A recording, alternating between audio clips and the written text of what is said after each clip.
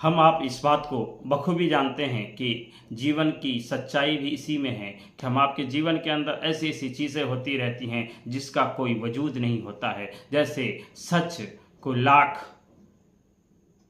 फैलाने की कोशिश करो, लेकिन सच को बहुत सारे लोग नहीं समझ पाते हैं।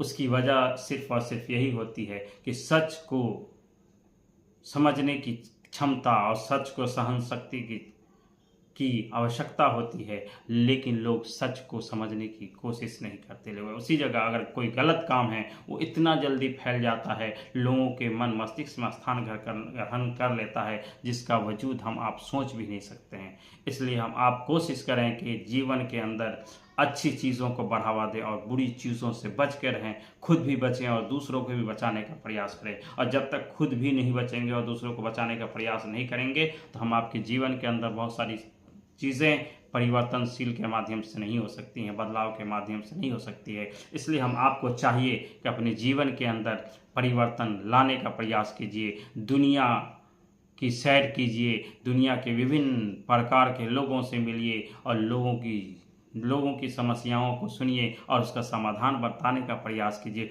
हो सकता है कि आपके जीवन के जो अंदर जो समस्याएं हैं वो भी समाधान में बदल सकती हैं। इसलिए सुनने का कोशिश कीजिए और हर किसी को सुनिए और हर किसी को अवसर और मौका दीजिए। जब आप हर किसी को मौका देते हैं तो आपके जीवन में भी बहुत सारे अवसर और रास्ते और मौके खुल जाते हैं।